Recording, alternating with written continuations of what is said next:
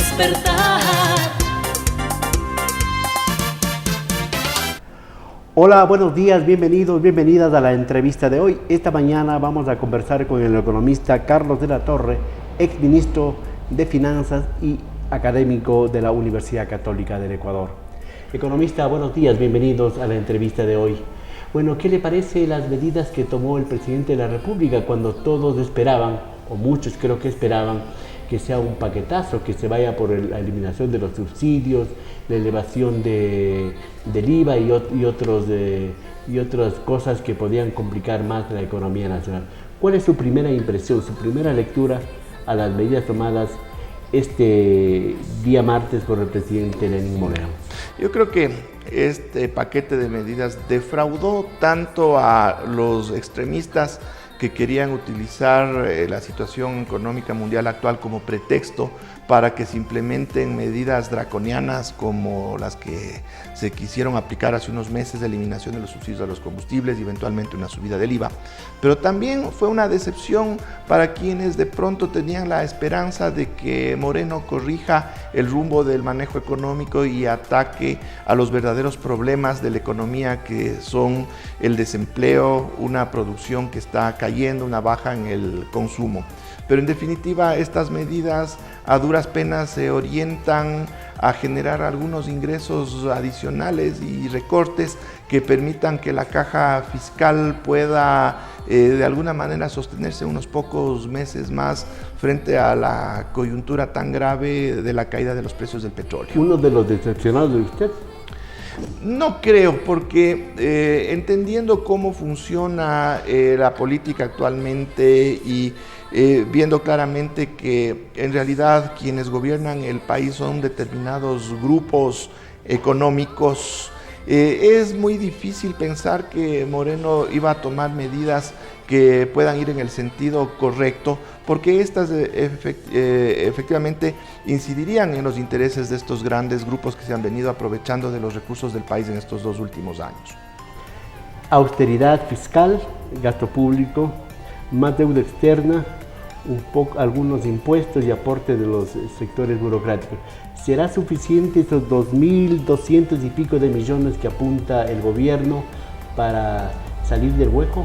Bueno, se hace una estimación de esos potenciales ingresos, pero hay que tener en cuenta que la implementación efectiva de algunas de las medidas no es tan fácil. En primer lugar, la reducción del salario de los servidores públicos, o esa contribución que se pretende que entreguen, estaría sujeta a una posible afectación a derechos constitucionales de los trabajadores, así que es posible que no sea viable en términos legales la implementación de este mecanismo. Por otro lado, el impuesto a los vehículos de $20,000 o más, que vendría a ser una segunda matrícula que tendrían que pagar muchos de los usuarios, al tratarse de un tema en el marco tributario, tiene que ser aprobado como ley por la Asamblea Nacional. Y en este momento la coyuntura política se vuelve adversa para que el gobierno pueda conseguir los votos suficientes, teniendo en cuenta que ya tuvo muchas dificultades en meses anteriores cuando se intentó pasar la ley Trole 4, creo que le denominan, y a la final, con ciertas alianzas que ya no existen, se logró pasar un resumen de esa ley. Entonces, el panorama para que las medidas se puedan implementar también se ve bastante complejo. Usted decía que si tomaba en cuenta o si el gobierno hacía medidas estructurales, afectaba a ciertos sectores. ¿Y qué primó en cambio para no tomar las otras medidas del paquetazo?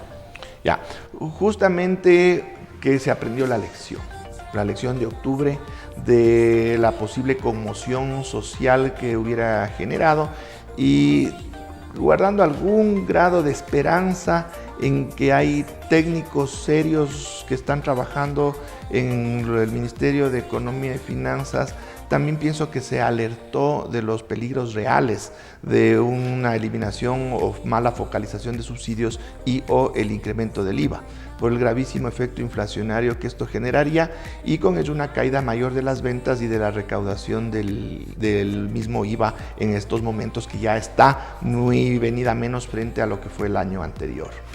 ¿El coronavirus es el principal causante o hay otras causas para haber caído a lo que hoy estamos? No, de ninguna manera. El coronavirus viene a ser un disparador de una situación que a nivel internacional venía cuajándose desde tiempo atrás y que derivó en la caída importantísima de los precios del petróleo. Efectivamente, el coronavirus ha generado un aletargamiento en las relaciones comerciales de los países, en los flujos de personas a nivel mundial, con efectos notables en la economía, pero, como digo, ya venían configurándose un escenario bastante complejo y con esto se detona esta situación que evidentemente también le afecta al Ecuador. ¿Cuáles son los sectores afectados, llamémosle, de estas medidas económicas? En definitiva, desgraciadamente, viene a ser la clase media. Y la clase media no es el sector de la economía que tendría los recursos y la capacidad de poder pagar los platos rotos de esta situación a la que nos llevó el propio gobierno al seguir un modelo económico dictado desde los organismos internacionales bajo otras lógicas que no corresponden a las necesidades de crecimiento y desarrollo económico y social del Ecuador. Y ahí viene la pregunta. Quienes realmente pueden cargar con estos costos, que serían los grandes beneficiados de este modelo, las grandes empresas que no pagaron a la final impuestos con la remisión tributaria, que eso al país... Pero una remisión también hizo el gobierno de Correa, economista. Las remisiones no es el mejor mecanismo. Ahora también la pregunta es, ¿cuándo se las hace?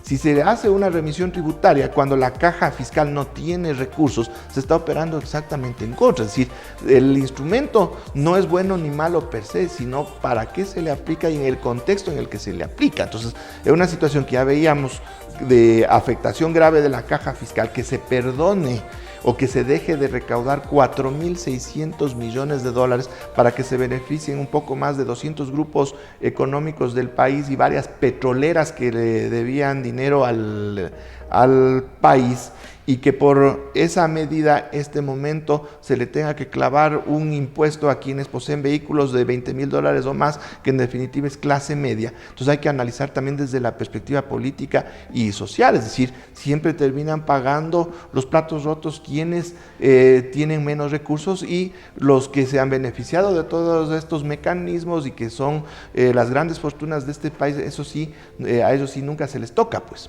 Estamos prácticamente en un cóctel económico, político y social. Coronavirus, baja del precio del petróleo, déficit fiscal, más de 2.800 puntos del riesgo país.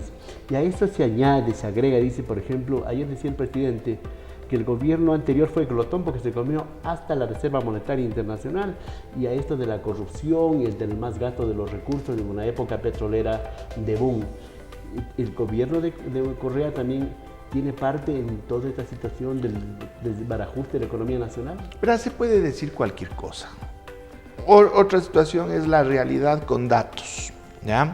Las reservas internacionales del Banco Central obedecen a una dinámica bastante compleja que se le puede analizar ya en un entorno académico de técnicos que manejen esta temática. Y a ello podría agregar, inclusive el propio Fondo Monetario Internacional ha tenido dificultad en entender cómo opera la dinámica monetaria en el Ecuador dolarizado, así que eso no tiene ningún sentido. Ahora, echarle la culpa al manejo económico que se realizó años atrás, cuando en economía en gran medida los resultados se dan por acciones en el corto plazo, es evidente y demostrable que la situación económica actual depende de las acciones que se han dado en los últimos meses y quizás un par de años atrás.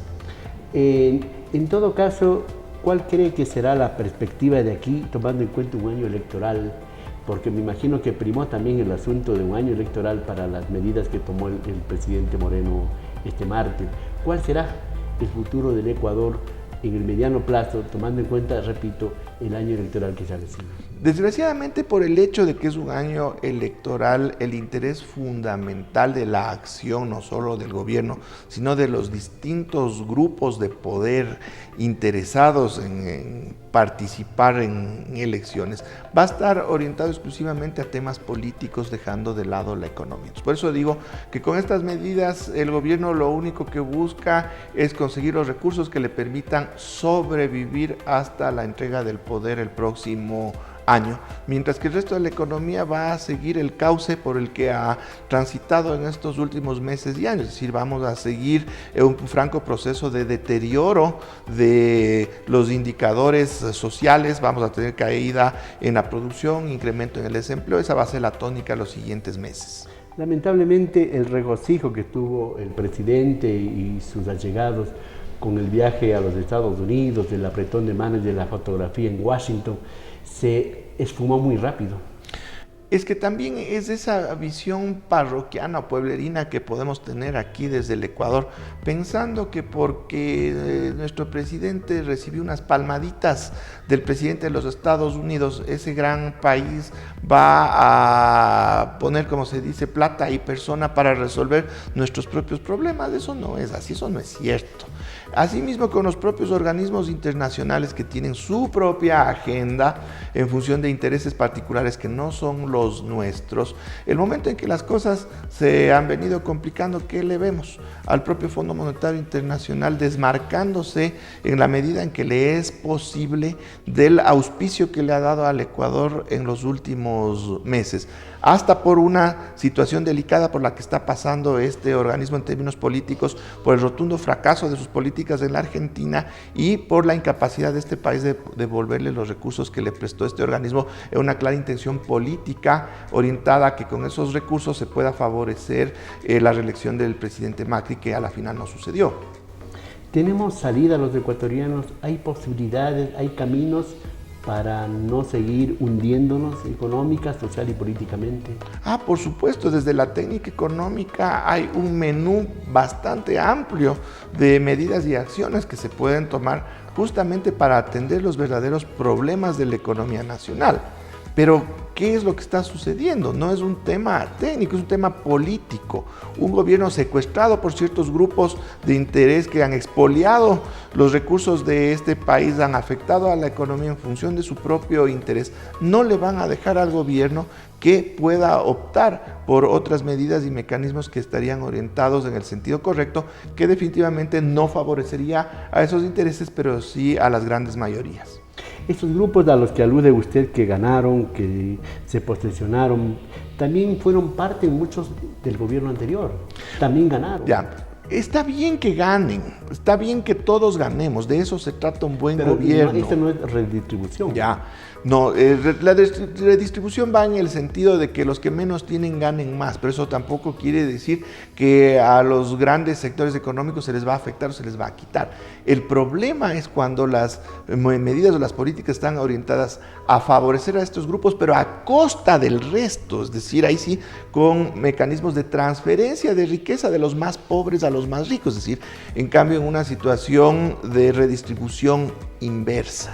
Entonces ahí es cuando están mal las cosas, porque terminan siendo los que tienen menos recursos los que están aportando para que los que tienen más recursos sean cada vez más ricos y poderosos. Los que ganaron ayer y están ganando ahora deberían ser los que aporten para salir de estos problemas que tenemos ahora los ecuatorianos.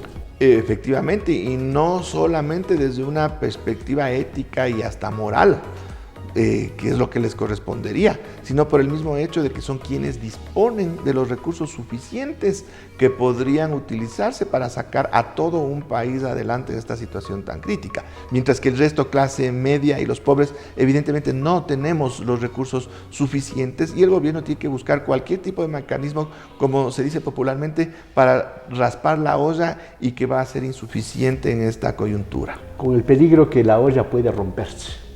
Puede agujerearse incluso, ¿verdad? Porque ya no hay nada, no hay cocolón, pues. Estamos complicados.